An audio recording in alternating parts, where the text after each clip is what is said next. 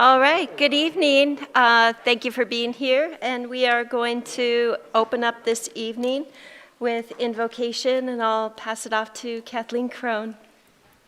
Yeah, I'd like to invite Dwayne Moore to the podium to say tonight's prayer.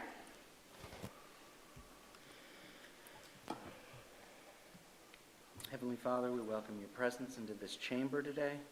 Let your wisdom and peace rest on every council member and all who serve our city. Guide each decision with your truth, and let justice and compassion lead every word and action. Cover this place with your protection and unite our hearts for the good of all who call Grants Pass home.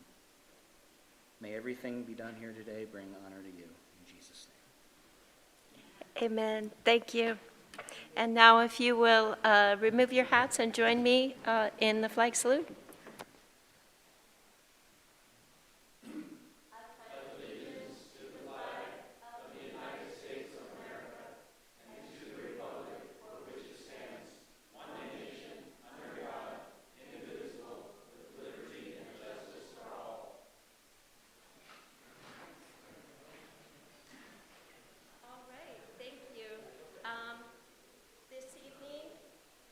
This evening, the first thing on our agenda is a resolution adjusting the water rates. And we have a presentation from Jason Kennedy. That went fast. I wasn't ready.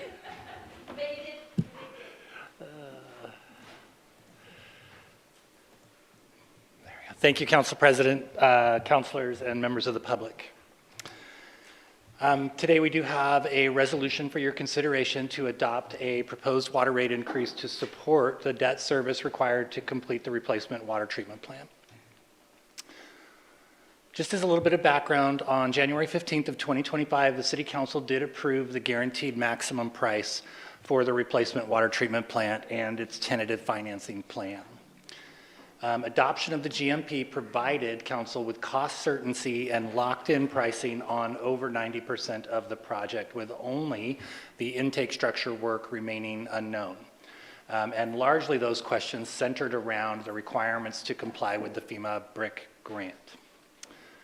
On February 5th of 2025, Council did approve Amendment 9, which was to begin the analysis and design work on the intake structure and all of the work to comply with the FEMA BRIC grant. That was short-lived, however, because in April of 2025, we were notified that the BRIC program had been canceled. This eliminated $50 million of funding, but did decrease the number of conditions that the city would have to comply with as it progressed the design for the intake structure. In May of 2025, the City Council gave direction for staff to work with our rate consultants to develop a rate option that would support completion of the water treatment plant. An initial analysis by the FCS group showed that the additional borrowing required by the loss of the FEMA BRIC grant could be accomplished with implementation of a very minor rate increase. Previous decisions by Council had laid the groundwork for the strong financial position that the city had found itself in, and the amount of monies that we've been able to save, in addition to the changes in the financial policies that were implemented in our finance department, allowed us to really save up quite a bit of money. But where we find ourselves is that our coverage ratios are not sufficient for lending and bonding agencies. We do have sufficient resources to pay the debt service, but the coverage ratio is low, and I'll explain that a little bit later.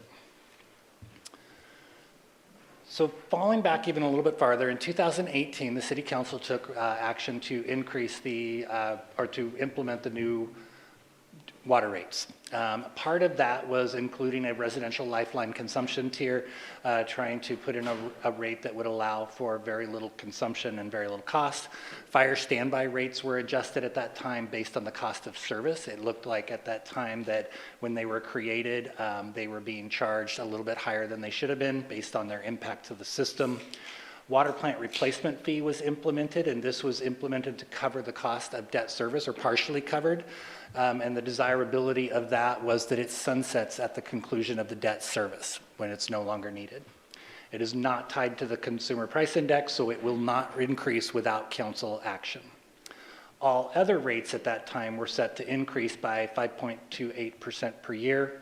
for 5 years. And as you recall, only 4 years of that increase was implemented. At the September 2nd, 2025 workshop, Council did ask several clarifications to the rate that had been presented. Those questions including providing longer periods for projection to better understand the impacts of the rate over a longer period of time, providing commercial rate impact examples, and then also could we spread out that rate increase over a larger number of years and what that would look like.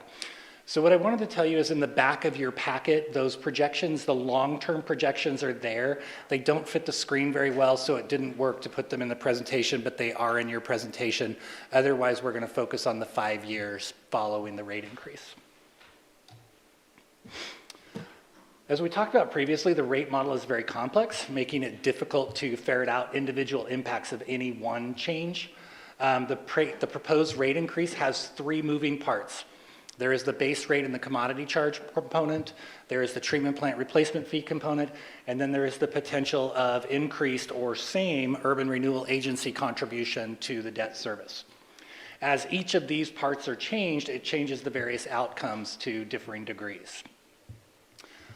So as part of compiling all of that data, we were coming back to you and we discovered that the rate models for the 3 different scenarios were providing different coverage ratios, and that was making them unequal. In other words, they were not, because they weren't getting to the same place with coverage ratio, we were over or under applying a potential rate increase. So we wanted to have time to work through that. And so on September 2nd, we went back to the rate consultant to rework that. It was also discovered as we were looking through there, we weren't sure that we were accurately reflecting all of the debt that we had already incurred through Business Oregon, which made a big difference in how much future borrowing would be, which then lowered that debt service payment. And it turns out we were underestimating the amount of debt, or overestimating how much we would have to borrow in the future, excuse me. So by lowering all of those, the upshot is we were able to lower the rate increase that we had previously presented to you. It's not much, but we were able to pull out a full 1% out of that rate. So we do come back to you today with 3 scenarios similar as we had previously, except they are all lower. So scenario 1 would be to increase the URA contribution, increase the treatment plant replacement fee over 3 years, in 1 3% increase this January, and hold the tier 1, which is the lifeline water rate, at 81 cents per unit for 3 years. Scenario 2 is very similar to that, except that we implement 3 1% increases over 3 years. Gets us to the same place. And then scenario 3 would be not to increase the urban renewal agency contribution, increase the treatment plant replacement fee similar to the others, hold the tier 1 water rate at 81 cents, but we would implement 3 years of 2.5% increase for 2.5% for 3 years. And we're going to look at what those look like individually, and then we'll wrap those up and show you them side by side. The scenario 1, which gets it all out of the way in January of this year, would increase over the 5 years out to 2029. 4 years of increase would take an increase of $6.04 per month overall. Scenario 2, which would be 3 1% increases, would phase that in a little bit slower. Takes us up to $6.05. They're identical, just rolled in over a different period of time. Scenario 3, of course, is going to be a little bit higher because we have to do that 2.5% for 3 years, but it equals a $7.74 increase over the same period. So the Urban Renewal Agency was adopted with the replacement water treatment plant project as a key component of the agency. And per the currently adopted budget, the Urban Renewal Agency is contributing $438,000 per year for the debt service, roughly half of what was identified in the plan as a possible contribution. Per the adopted plan, the agency could contribute up to roughly $18 million over the course of the life cycle of the agency. That would equal about $895,000, roughly double of what we're currently contributing. Current URA revenue is $2.66 million per year, so this will not hurt the agency. You'll still be able to put money away and sponsor projects. I just put that in there to show those dollars, and it's clearer in your presentation. But so there is no cost for implementing this to the city, just a little bit of time for us to get that implemented in the system. And the alternatives are to adopt one of the three scenarios. Hopefully tonight, two of them are increasing the URA contribution. Should you choose that option, we would come back to a future meeting with an URA action that would delegate those funds or obligate those funds to the water plant. We do have this scheduled tonight. You can defer it, but I do want to stress that we will be starting debt service offerings, I want to say in December, January. I'm looking at JC, that we're going to start that process here very, very quickly. And we need this rate to be in place prior to that time so that when the bonding agencies are looking at us, we are looked at in a much more favorable light. And with that, I would take any questions that you have. I see Rick. Thank you, Jason. So in scenario 1 and scenario 2, the basic difference is one is a 3% increase and the other is a 1% increase? 1% for 3 years, yes. Right.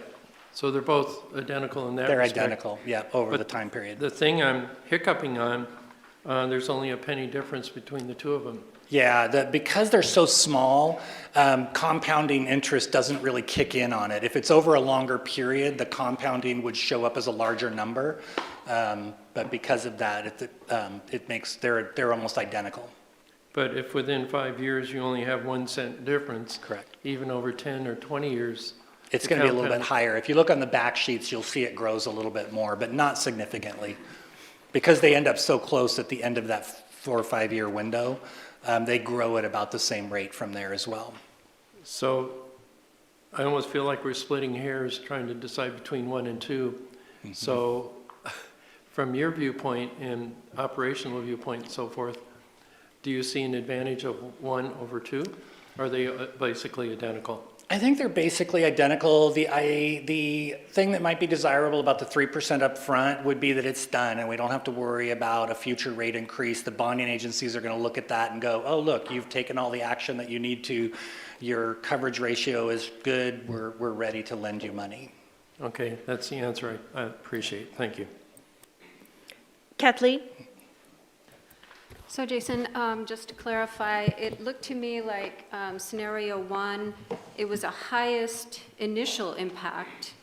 It and is. then it lowers over long term. But Yep. the second one, the difference is that it's a low initial impact and then minimally becomes higher.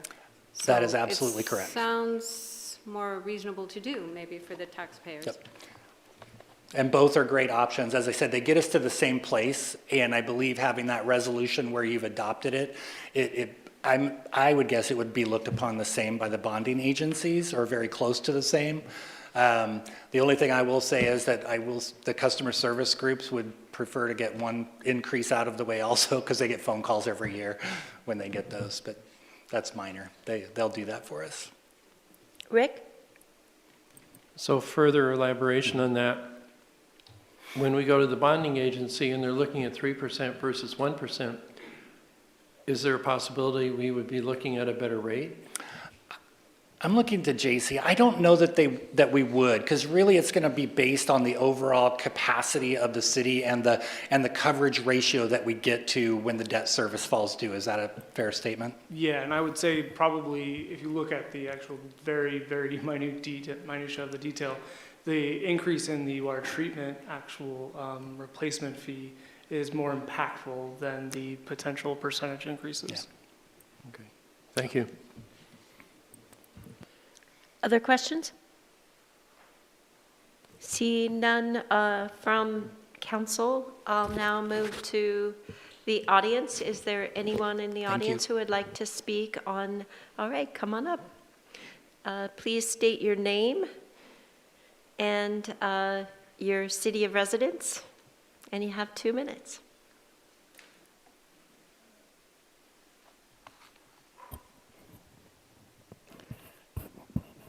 Rika Brown. Grants pass. Hiking units to pay for a new water plant. At your workshop, city manager and staff went straight to hiking our already high unit rates to satisfy lenders that we can pay the debt that we are about to incur. But higher unit rates bring lower use, which staff habitually fix by hiking unit and base rates even higher. Lenders will be satisfied if you would return our rate system to what worked for 50 years, paying all the overhead and monthly bills that do not rise or fall with production, including debt payments, maintenance, and contingency funds, with our monthly base rates.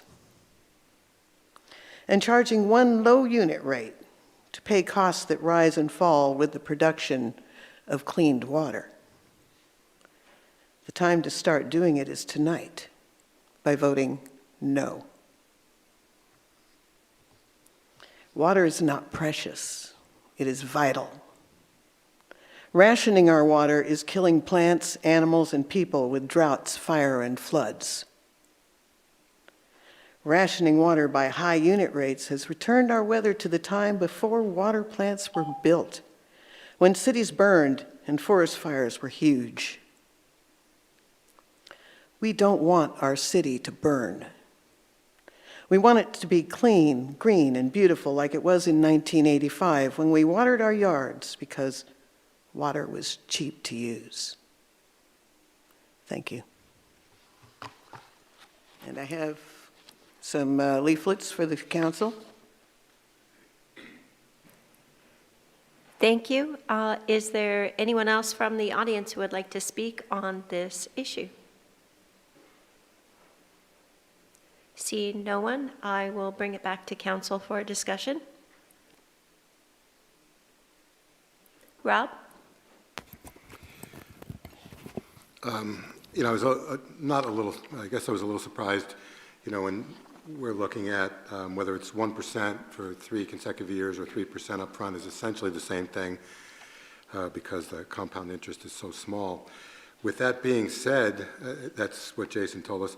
That being said, it would just seem to me if it's 6 of one, half a dozen of the other in that regard, the general public would probably prefer a smaller increase the first year, which is 1%, and second 1% and plus 1%, rather than 3% 1 year. So from the public's perspective, I just can't see how 3% up front is a better deal for them, when in fact it gets us to the same place. So I'd go for scenario 2. Eric? I find myself surprised. I agree with Rob Pell. It's scenario 2 is, I think, the way to go.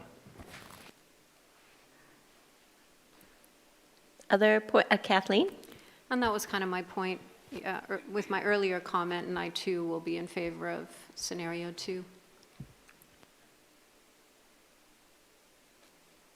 All right, Seth?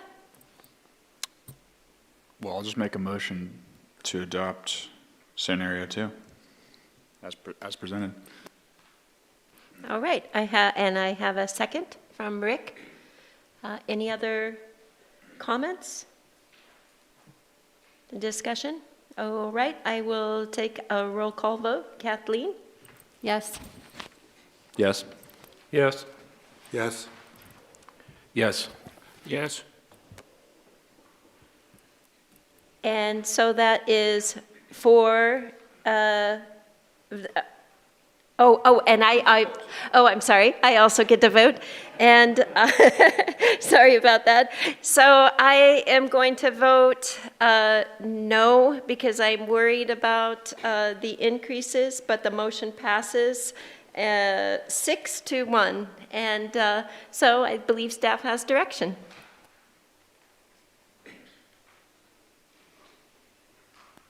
And up next on our agenda is a resolution approving the purchase of real property at 124 Northwest Midland Avenue. And we have a presentation from City Manager. Good evening, Council President and Council. So just to give you a quick background, the Urban Renewal Agency owns approximately 8.3 acres between Northeast 6th Street and Midland Avenue and Northwest Washington Boulevard. Recently, the June 16th meeting, Urban Renewal Agency Board gave staff direction to acquire consulting service to prepare an opportunity plan for the Washington Midland property complex. And we're excited to be moving forward on that process to be able to provide an opportunity for us to really determine what is the right fit for that when it comes to urban renewal and getting public comment. With regards to this property, which we own the majority of, there are actually 5 tax lots that are adjacent to or surrounded by the property that are not in city ownership. One of those properties is 124 Northwest Midland, Ste J. It's located here, shown with the arrow and an X. The property is a former doctor's office. The building is in relatively good shape, and we believe that ultimately, once purchased, we may be able to lease that property until such time that the city ultimately has a good idea and concept of what might happen with the ultimate urban renewal project that'll come about, but that could be a couple of years from now. Council did provide direction to staff to try to acquire the property.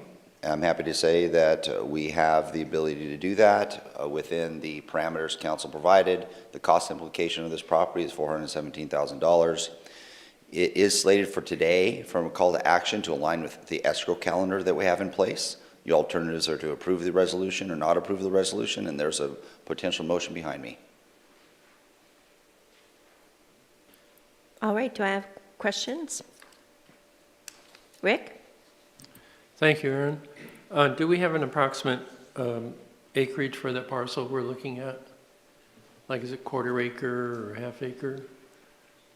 Yeah, I don't have that on my notes slide, but it is extreme. What's that? 0.1. 0.1? Yes. Oh, okay, thank you.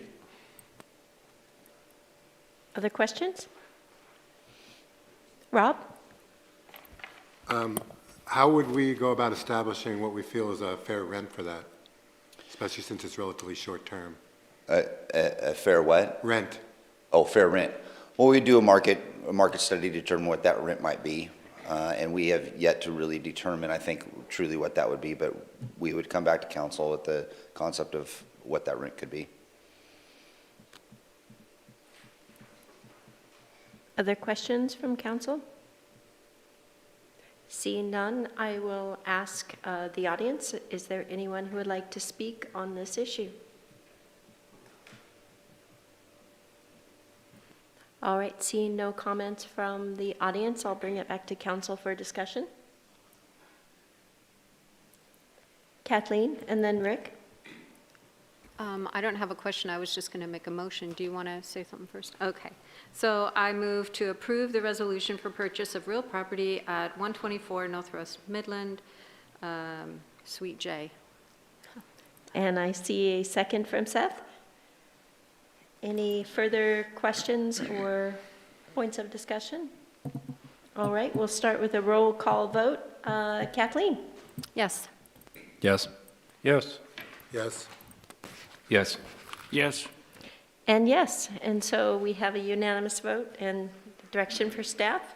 And thank you. And next up on our council agenda is a resolution creating new job descriptions and amending non-bargaining and GPEA classifications.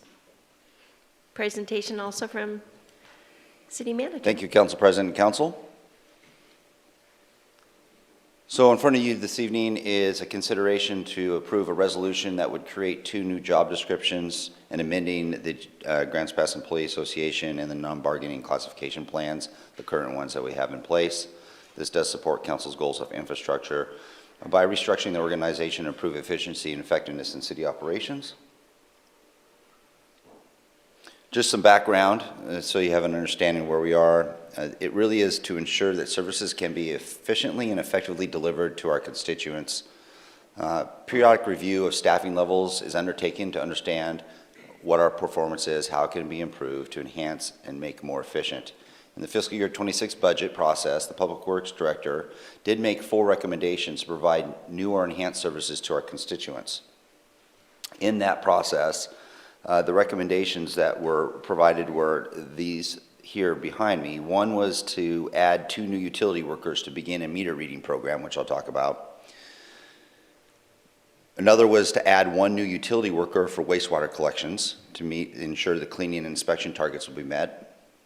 And then the 2 in front of you today are creating a new water distribution supervisor and creating a new geographical information system, which we'll call GIS from here on out, supervisor, and removing the GIS coordinator position. I think it's important to note that all of what we're talking about today with the creation of these 2 new items are not creating new FTEs. We're reclassifying 2 positions into these 2 positions. So we're not asking for an increase in FTE.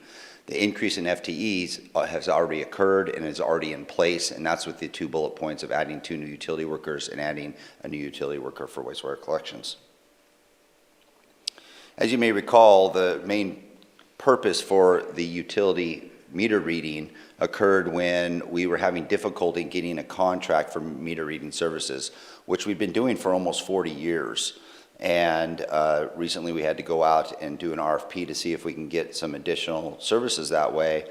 And unfortunately, we were not able to get anything that would meet our needs, and the cost associated with that was nearly double the cost of our current contract.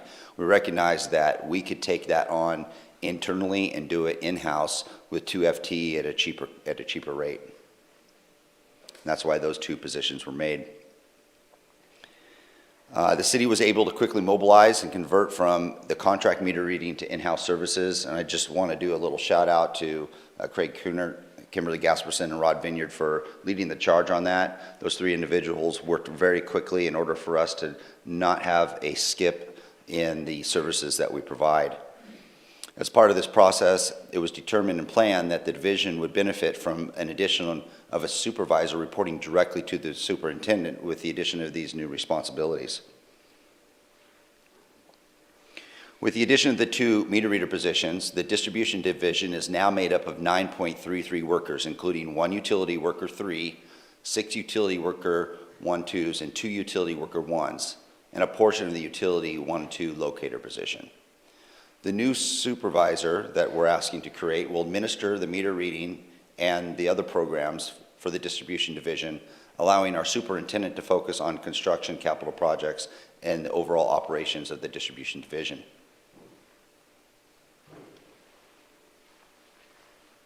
Continuing with the water distribution supervisor, the additional position does not increase staffing, as I mentioned.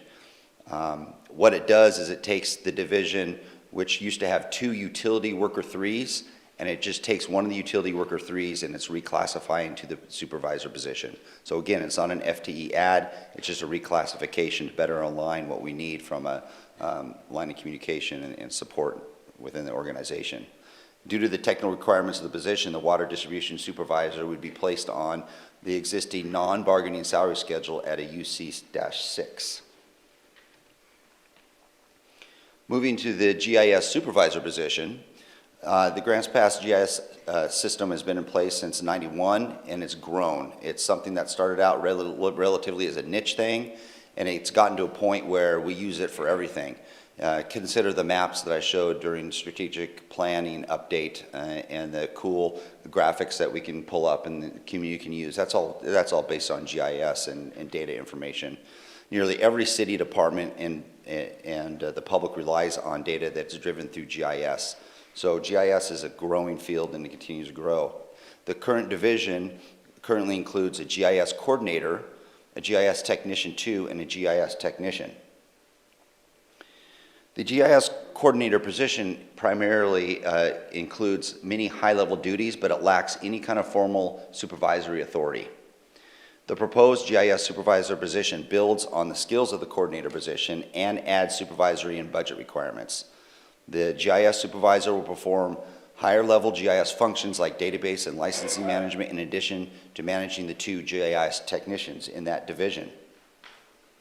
Another important piece of this is span of control. We have an amazing public works director that has a large span of control, currently directs and supervises 10 staff colleagues.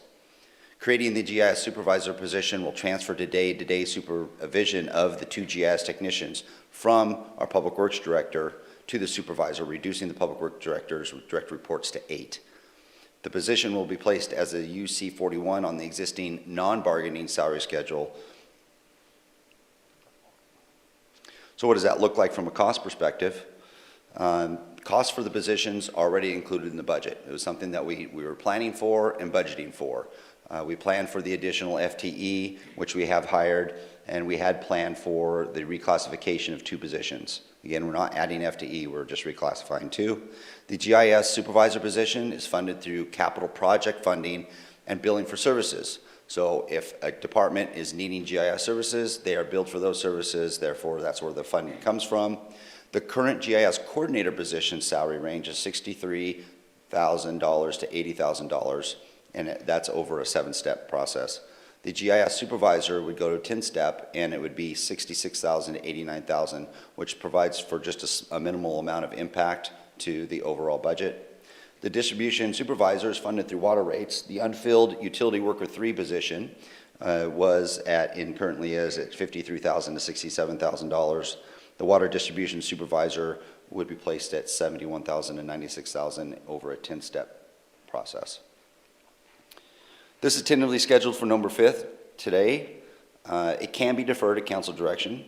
However, we have it on the books for today for you. The alternatives is to approve the new job descriptions and amendments to the 2 classification plans, or not approve that, and there's a sample motion behind me.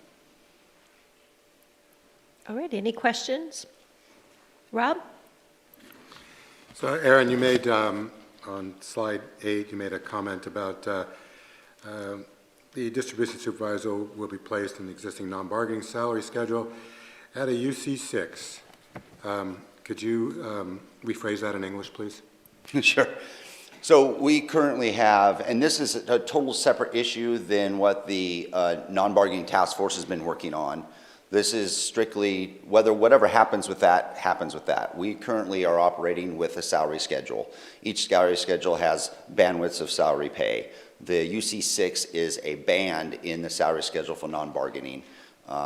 There's a UC6, there could be a UC4, and there's other things. And so they're placed in there with positions that are comparable in responsibility, and that just happens to be in that bandwidth. But it's for this current, for what we're operating under right now. So UC6 is the job and the job responsibilities, or UC6 is the specific person who would be placed in that based on their experience? Which one of those is that? That's a great question. It's the first one. UC6 is the job band and the job responsibilities. Joel and then Rick? Yes, Joel, then Rick. So if I understand you correctly, Aaron, the water distribution supervisor would supervise the up to 9.33 workers,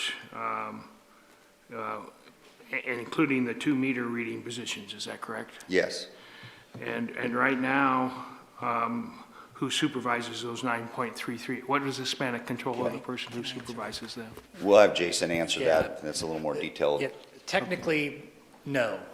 He will probably supervise 4 of those 9 people. Okay. Those current 9 are being supervised by the superintendent.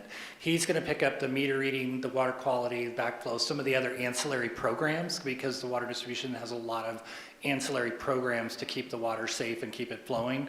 Sure. So he'll be supervising those people and reporting to the superintendent. The superintendent will continue to supervise all the people involved with construction and the overall operation of the water system. Okay, so then, thank you. The present supervisor then is going to be actively engaged in the contracts for the new water treatment plant? What is the span of control of that position now, and what would it be afterwards, after we make the change? So that superintendent, the distribution superintendent, it won't change a lot. He's still responsible for the entire distribution system. Sure. This is just allowing him and giving him the ability to shift some of his personnel that are reporting to him directly to another supervisor, who's then able to provide a much better focus on those programs to ensure that they're operating correctly. And then he can focus more on those bigger picture, ensuring that the plan reviews and the construction stuff is all getting out on time to keep the development moving, and that everything's getting done in accordance with state regulations. So the span doesn't change a lot there. It just shifts some of the work to a second person. Sure, He's still so then the responsible for it span all. of control in terms of supervision would be under this system, under the new system? Yeah, it's probably gonna end up being at 6 and 3 or 7 and in that range. It's gonna go down on one and up on the other. All right, okay, thank you. Rick? Thank you, Aaron. So in the supervisor with the reduction in responsibility, does that present a cause for freeze in the steps for that supervisor, losing those employees? They still have that same responsibility. They still hold the same responsibility, and we don't see that that would move, and their job description would not change. Okay. And then you gave the step ranges and so forth on that, showing how it would change. But if we're looking at the past and looking at today with the changes that we're proposing here tonight, is there a dollar figure, even though the money's in the budget, is there a dollar figure for what would be the change in the payout to all the employees? With the two positions and where they may be placed compared to what they are now, I don't think we have the ability to answer that at this time. Yeah, one is vacant. The GIS coordinator is vacant, so we were hoping to get this change implemented before we recruit, because we want to recruit for somebody not only now with GIS, but supervisory skills. They're different positions, so it's a different recruitment. On the distribution side, there's 3 people on staff who qualify for that position, and until we do an internal process to evaluate who gets that position, we don't know where they will get placed on that salary schedule based on where they're at currently. So in the GIS position from current to the new supervisory GIS, what is the difference in the pay scale, do you know? Well, it was approximately $6,000, I believe. Yeah, You're talking about the current coordinator position at 63 to 80, and the GIS supervisor going to 66 to 89. Okay, thank you. Eric? I had a question in terms of the pay scale. Was there a system that, what system did we use to figure this out as far as, did we use averages? I mean, can you explain that process? Yeah, please? we did not do anything with the salary schedules themselves. Those are the salary schedules that have been adopted by the collective bargaining agreements in the city. And so we haven't done any change at all. We are just placing them in one of those categories that are already on the existing salary schedule based on the responsibilities. Thank you. Joel, did you? Oh, yeah, I just had, good presentation, Aaron, thank you. Do these, creation of these 2 new positions create any additional wage compaction issues? No, not that I'm aware of at this time. No. Other questions from council? Seeing none, I will ask if there are any questions from the audience on this subject. Can I speak on more than one topic? Just on this topic. Yes, but on another topic later. Oh, yeah, this is the last, Open forum, I guess. if I you, want to speak on this topic, but later. You can. Okay, yeah, then we're good. Sorry. it's all right. Sure. It's all right. Please state your name and your Ken city. Hadama, 50 plus years in the Valley, 40 years as a businessman. Government programs are not known as a beacon of efficiency. We all know this. We see it everywhere.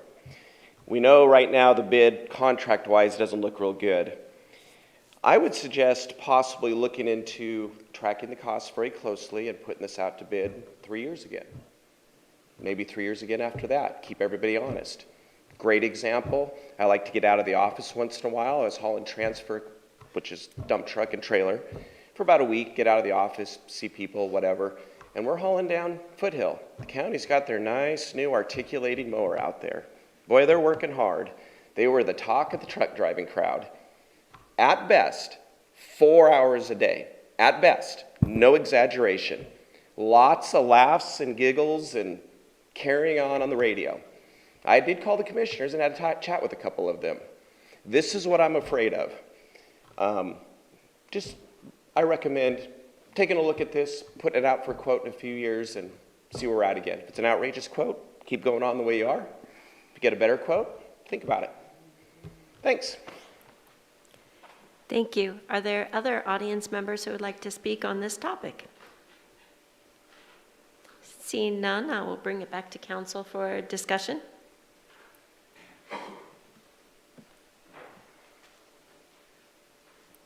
Joel?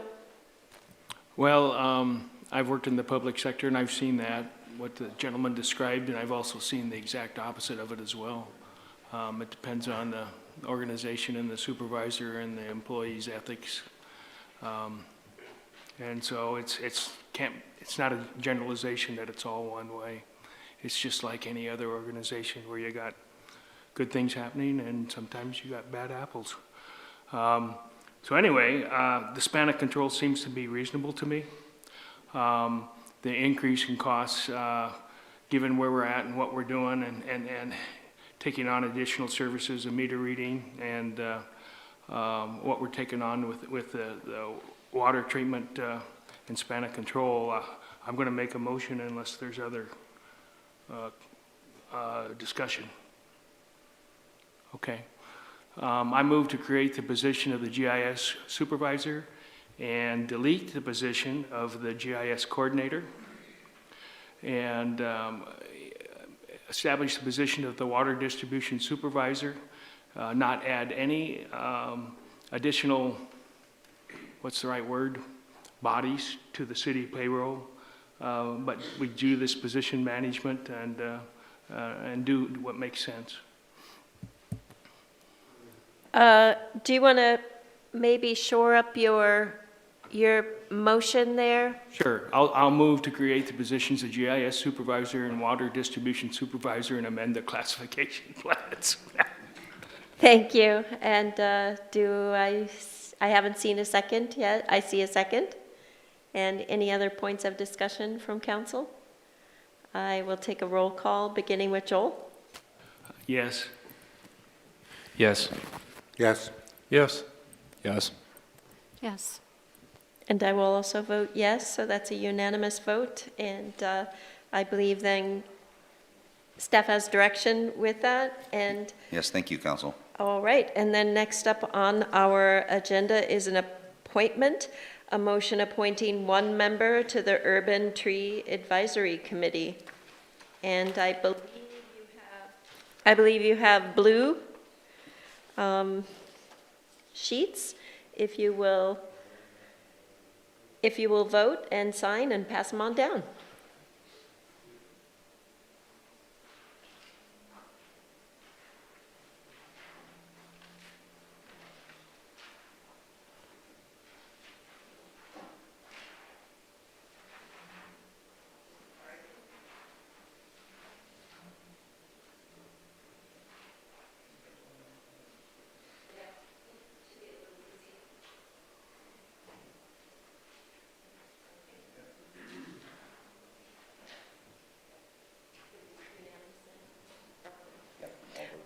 All right, all votes came in and they were unanimous, so congratulations to Tracy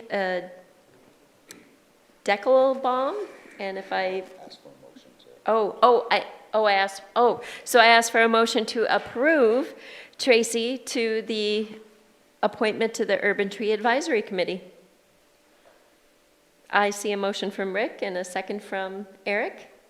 And we'll take a roll call vote, starting with Councilor Crone. No. Yes. Yes. Yes. Yes. Yes. And I will also vote yes, and so the motion passes. And so now, for real, congratulations to Tracy to the appointment to the Urban Tree Advisory Committee. And next up on our agenda is public comment. This is an opportunity for the public to address the City Council on items not related to a public hearing or council action item for the council. The intent is to provide information that is pertinent to the city's jurisdiction. Each speaker will be given 2 minutes to address the council as one body, not to individuals, At the conclusion of public comment, council will have the opportunity to respond. This meeting will proceed in an effective and courteous manner. Citizens and council members will be allowed to state their positions in an atmosphere free from slander, threats, or other personal attacks. Signs and placards, outbursts of applause, campaigning for public office, or other disruptive behavior will not be tolerated. If you have a question regarding any government-provided service or current city policy, please contact the city manager's office in an attempt to resolve the matter. And up first in public comment, we have Mike Pelfrey. Excuse me. Hi, good evening, City Council. My name is Mike Shut Up Pelfrey, and I would like to talk a little bit about what's going on in our city when it comes to corruption, because we are unfortunately in what we call corruption season. And what I mean by that is, and I have sent an email to the city, to the council, and I've offered my testimony to exactly what this corruption is. I can tell you that I can bring receipts.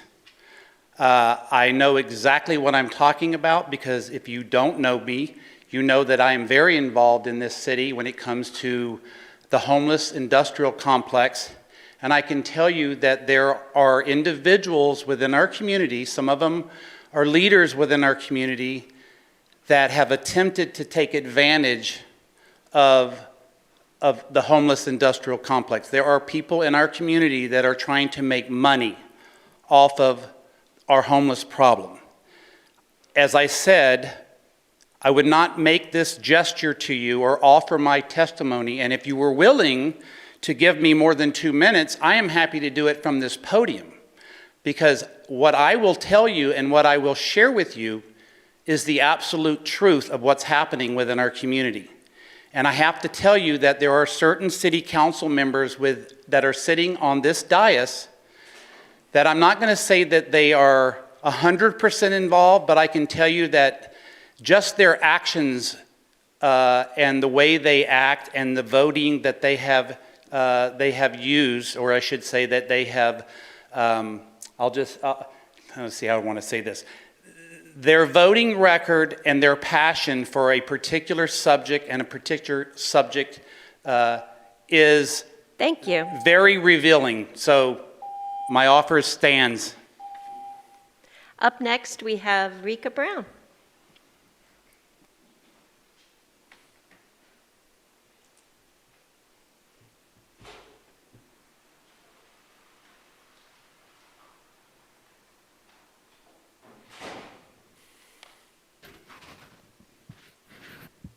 Rika Brown, Grants Pass.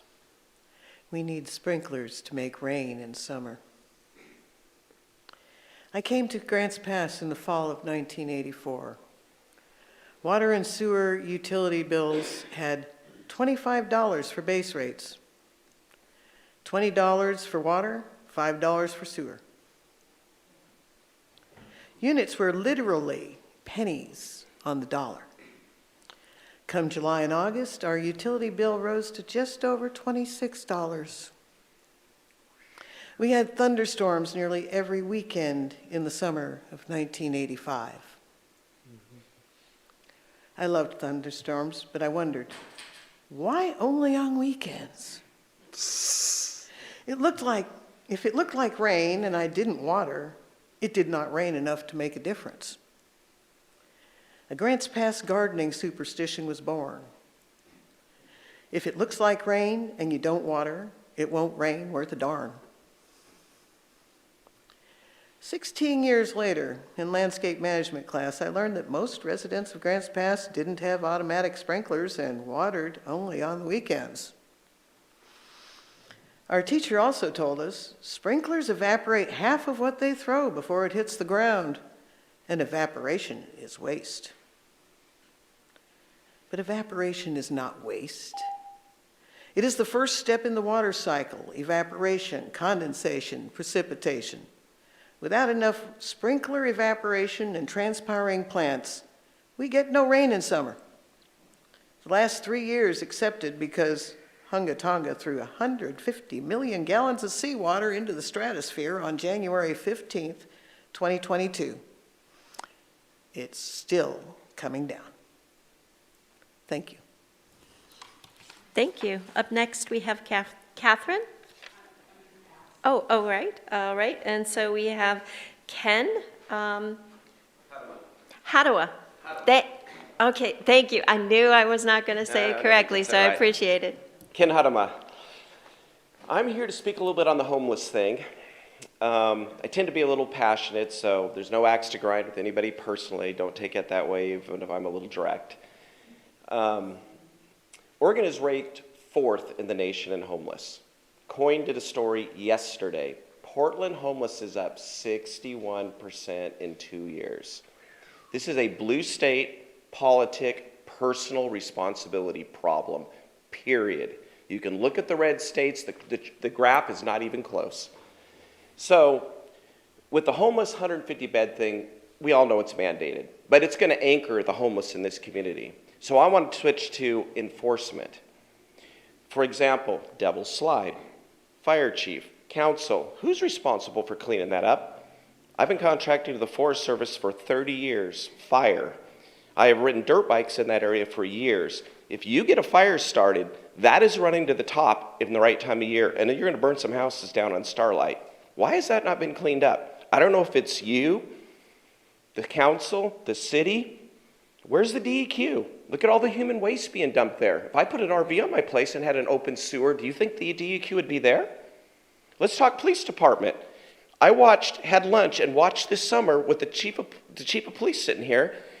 The clown was throwing the trash over his back as fast as he could at the police thing there, and an hour later, it's still there. Why was there not an officer out there making him pick it up? Yesterday, when I left the meeting here, or Tuesday, I'm coming back from In-N-Out Burger. I stop right over here. 3 homeless people come out and walk right through the middle of the traffic, stop all the traffic. And then a bicyclist comes behind me. I'm in the middle lane. He goes around me to the left, passes the car to the right, goes to the left, he goes to the right, stops in the middle of the road on the right lane, blocks the traffic, and he's glaring at the car behind him. Where's our enforcement? We need to start putting the hammer down, not harassment. Put the hammer down like you would do on a normal citizen. That's all I'm asking. Thank you. All right, up next we have Fitch.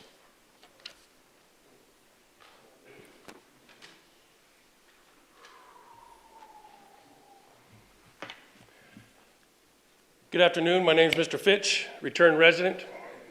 2 years ago, I told you were going to get your assets frozen. And instead of you listening, you attacked me. And 6 months later, you got your assets frozen. Shows that you don't listen. Last month, I gave you a notice, and I got cut off because I ran out of time. But I need to let you know that a Tanawa Downing and a Jessica Saxton is going to be taking over the litigation of this court case. And notice to the agent is notice to the principal. You're now officially a felon. Did you know under 18 USC Code Title 4 or subsection 4, it's a federal crime for anyone, including your public officials, judges, DAs, and law enforcement, to conceal a felony and reporting it. Whoever having knowledge of the actual commission of a felony conceals and does not, as soon as possible, make known the same to a judge or other civil or military authority shall be fined or imprisoned to 3 years. This means if a district attorney knows about a judicial misconduct, civil rights violation, retaliation, or other federal crimes and fails to report it or act, they can be criminally liable. I hope you ignore what I'm saying. Because an attack by a group on an American civilian on American soil can be construed as domestic terrorist acts. And you got a lot of vigilante terrorist acts in the Grants Pass Park Watch that got you in your hell that you're in today. I fucking love it. Have a great day. Next up, we have Bob McGuire.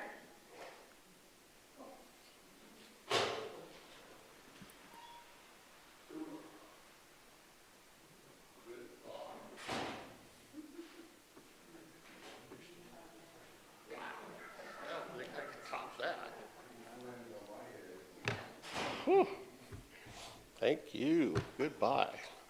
Bob McGuire, lifelong third generation Grants Pass. Boy, I can't think after that one. Sheesh. Yeah. Well, what was I going to say?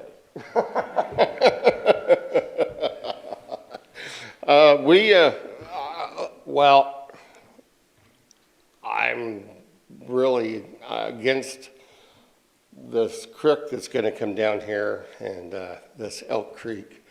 I think he's going to take advantage of our city. He's a shyster. I feel he's going to come down here and everything. I've watched our council, our deals. I've watched it 3-4 times and I've picked pieces out of it. He don't have property. He's not going to get a piece of property over here. And if he somehow weasels his way into it, he's just going to destroy that. And it's like I talked to Bi-Mart, and Bi-Mart, they told me today that that's their #1 store. I tell you what, I feel that you and Blabbermouth, I tell you, you guys are I think you're just dropping the ball, just to get rid of it, because you don't want it. You just want to get rid of it. And Pathways really needs it because they've been doing this for a long time. And they need to get a chance to do it. Thank you. And up next, we have David Dapper.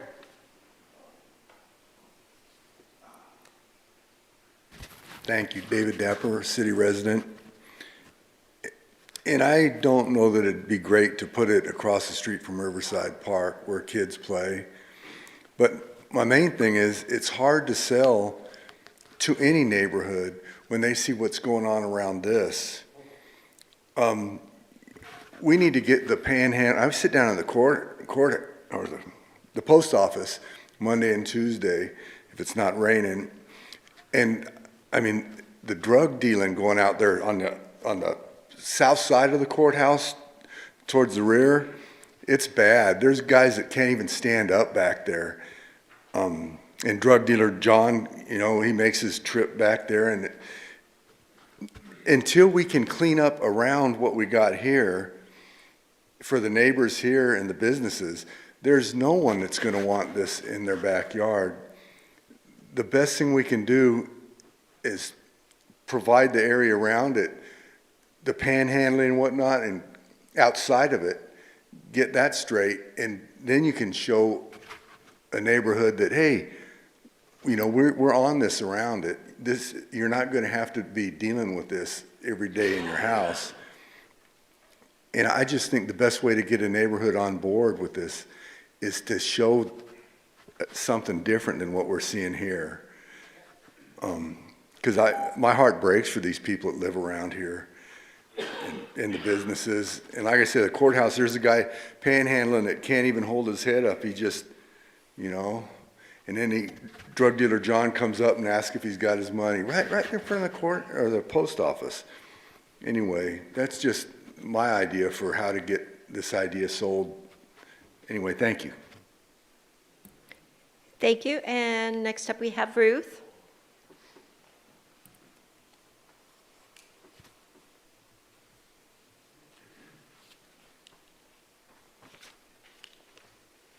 Ruth Daly, Grants Pass. I'm here representing myself tonight.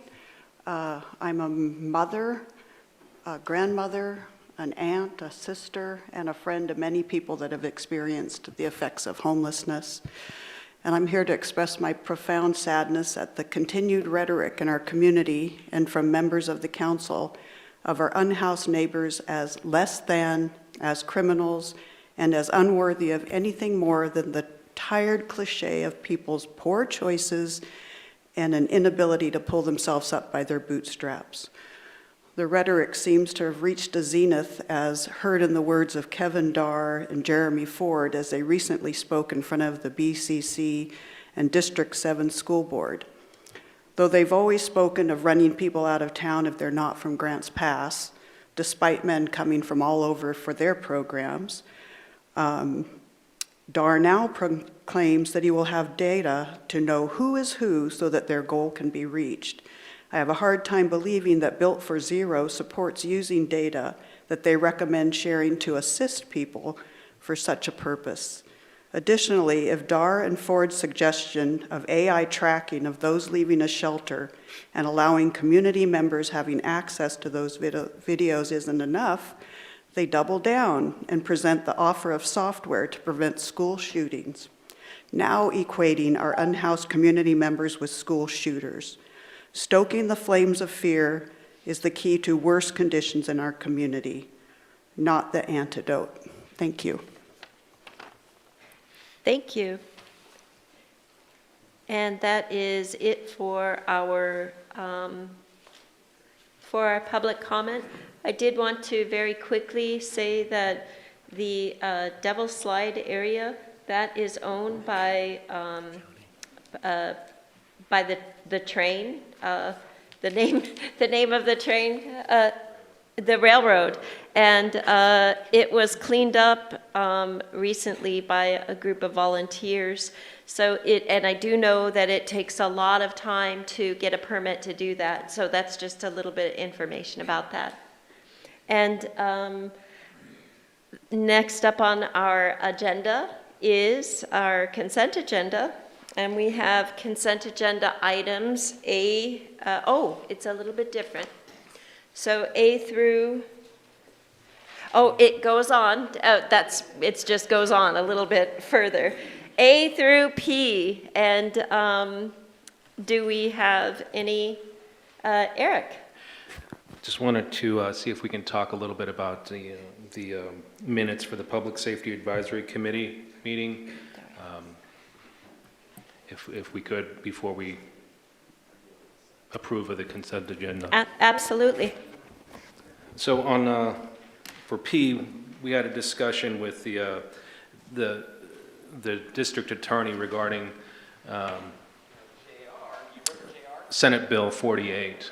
And just wanted to point that out to everybody in the public, that there is, in fact, a discussion that we had, and it's on audio. You can find it in on the city website, and it's a very interesting subject regarding Senate Bill 48, regarding the proverbial revolving door of criminals that after they get arrested, basically it is a criteria for them of how they can get out. Usually what ends up happening is if they don't meet a certain criteria, then they get let go. And so the public doesn't realize that this is a Senate bill in Oregon that was passed long ago, and automatically people think that, or the public think that this is a fault of the district attorney or the police department or anybody else that they can point fingers at, when in fact it is a Senate bill that's causing a lot of these things to happen. And I don't know if that's a good enough explanation. I don't know if Chief wants to further explain that a little bit, or if he has anything to add. No, I think you did a fine job, Counselor. Thank you. And I'm happy to talk about anything else if you have any other questions. Thank you. Didn't mean to put you on the spot, but I just wanted to see if there's anything that I left out. Thank you. All right, thank you. And I'm looking for possible motions for the consent agenda. Kathleen? Didn't go on. I move to approve the consent agenda as presented. As presented, thank you. And I saw a second from both Rick and Eric. I don't know who was first. So we'll start with the roll call with Joel. Yes. Yes. Yes. Yes. Yes. Yes. And I also vote yes. And up next on our agenda is matters for mayor, council, and staff. Mayor and council to begin with. Are there any matters from mayor? And don't he believe he is with us online? Okay. And from council, comments? Rick? I made a comment the other day when we were discussing the proposed park off of Beacon and Hillcrest the other day. And I had lunch with Aaron on a one-on-one today. And discussing that subject further, I think it may merit bringing that piece of property back to the city as in a workshop to discuss what alternatives might be worthwhile considering other than proceeding forward with the direction we have right now. If nothing else, it would just confirm the direction we do have, that the city council still confirms that, because that park has been proposed for quite a while, but maybe we'd like to look at some different concepts that might be worthy of consideration. Thank you. Thank you. Are there maybe two other counselors who are interested in doing that? Or comments? Rob and then Joel. I'm just giving a thumbs up to Rick's idea. I'm not sure what Rick's talking about, but it's worth exploring for these other uses. There's nothing wrong with listening to that. I see 3 counselors, so maybe if Rick wants to kind of reiterate what it is you'd like to direct to staff? As Aaron and I had a discussion, I'll let him explain. Well, what I'll do is, it sounds like what we'll do is we'll schedule another workshop in the future for Beacon Hill Park discussion and bring that forward to council. Thank you. All right, thank you. Any other matters from council? And so I would turn to staff. I just wanted to do a little shout out to some of my colleagues out there, and today I wanted to highlight Grants Pass Fire and Rescue. We, of course, had an extremely successful Halloween party downtown, and that was a great opportunity where the YMCA and River Valley downtown hosted this trick-or-treating event, and our fire department went down and set up a little booth and walked around and visited and mingled and handed out, get this, 50 pounds of candy. Yeah, that was quite a bit. And even between calls, the engine was brought in every once in a while when they could to let families and kids take photos with the truck and everything. And it was a really great event, and it's really nice to see that kind of participation and everyone involved. It's just, that was a great example of service and the way we can build trust and help make memories for our kids. So I want to thank the fire department for that and give them a little kudos on that. Thank you. Oh, thank you so much. That's really nice. Other matters from staff? I think I would just like to make a comment and kind of maybe piggyback a little bit on Councilor Schlegel. If I understand the citizens are frustrated, and I'm more than happy to go over calls for service and the overwhelming call volume and the overwhelming amount of arrests and citations that we issue on the regular. There's a heck of a lot of work going on out there, and I'm always available if you want to sit down, if you're interested in a ride along. Maybe the gentleman that spoke earlier would like to go out with our community response team. I'm happy to open up the doors and share what goes on inside. We're pretty busy. I just wanted to thank council for the action tonight on the rates. That helps solidify the rest of the water treatment plant project. JC and I will be now moving forward and soliciting for bonds that to be back in front of you with what those numbers look like. That's pretty major. Just got goosebumps actually a little bit. And lastly, Aaron did mention it, but I really want to go on the record. Kimberly Gasperson, your customer service and billing supervisor, is amazing.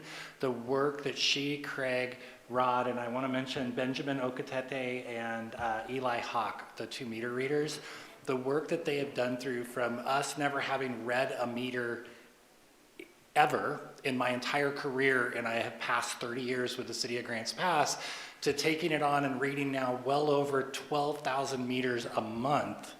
That was a Herculean effort, and we did it without missing a billing cycle. Those people deserve a lot of kudos. Can't thank them enough for the work that they did. And the great news is now we're getting monthly feedback on what meter boxes are going to need repairs, which meters aren't working, which was a missing piece with our contract. So it's a great decision and it's working out really well. Oh, that's really wonderful. Councillor Crone, Kathleen. I think I missed my opportunity, but I'll take it now. I just want to put a shout out for all the work I'm seeing happen on the water treatment plant. That is so exciting. There's so much activity out there, and I can't wait for an update on that. So we're actually putting together a new monthly report that'll be coming out with the manager's report. So every month you'll actually be getting an update in the manager's report that'll tell where they're at construction-wise, what's coming up, as well as where we're at financially with the project. And that'll be coming out, and you'll be getting monthly updates here shortly. That's really fantastic. And so I think that we are now going to, with council's approval, adjourn and the session and open up and convene the Urban Renewal Agency meeting. Do I have a thumbs up for adjourn? And a thumbs up for entering. We are now entering and convening the Urban Renewal. Oh, a motion to open the Urban Renewal. Thank you. And a second? All right. And so all in favor of opening up for the convening the Urban Renewal Agency meeting? And we have a presentation. Thank you, Council President, members of the council, members of the public. This should be really quick. There's a lot of words on here, and I will probably just kind of jump to the crux of it so that we can continue on. You've already heard this once before, most of you. So the request before the board, the Urban Renewal Board tonight, relates to the property on 6th Street that I'm sure you've seen a lot of work going on. This is the old King Jewelers building. And the request tonight is a time extension on the grant that was approved last year. So that's the topic for tonight. The grant is one of the Urban Renewal Agency's kind of standard capital type project grants. It allows up to 25% eligible costs not to exceed $50,000. So the property is owned by Scott and Patty Hillier, who are the managers essentially of 3 different LLCs that are working in Grants Pass. The Scopa Properties LLC is the one that is primarily involved with this project. So as I mentioned, you did in November of '24 passed resolution 24-7499 for a grant related to certain types of improvements, fire suppression, and ADA and some other improvements to the property. The vast majority of the money, of course, in this project is private money. The Urban Renewal Agency is putting in the $50,000, and then they also did receive a grant through the Main Street for $400,000. As they got into the project, they realized that there was a lot of work to be done on the subgrade and the foundation underneath that building that it kind of extended out the time. And so they were not able to complete as much of the work as they thought they might by this point. As it's set today, this grant would expire next week. So they did come in time prior to the expiration to ask for the time extension. So they're asking for one more year. So the money is basically, as you know, carries over in the urban renewal, the grant money from year. If it's unspent, then it gets carried over into the former year or to the following year. So that's basically where we're at. If the URA board is willing to extend that, then we have the funds, as mentioned on this slide, to put into the carryover, the $50,000. Those motions are on the back there behind me, and happy to answer any questions. All right, do I have any questions? I don't see any questions, so I'll bring it back for discussion. Or, excuse me. Is there anyone from the public who would like to speak on this topic? And so I don't see anyone, so we will bring it back for discussion. Rick and then Rob. I'd like to make a motion to approve the resolution, the Grants Pass Urban Renewal Agency amending the grant expiration date to November 6, 2026 for resolution number 247499, awarding Scopa Properties LLC an urban renewal building rehabilitation restoration grant for property located at 221 Southeast 6th Street. And I have a second. I have 2 seconds. Well, we'll say from Kathleen. And do we need just a vote or discussion? Or just any discussion? We'll take a roll call vote. We'll start with Kathleen. Yes. Yes. Yes. Yes. Yes. Yes. Yes. And so it passes. And that is the last thing on our agenda. So I am looking for a motion. Eric? I make a motion to adjourn. And I see a second. Thumbs up for everyone if you wish to adjourn. And we are adjourned. Thank you.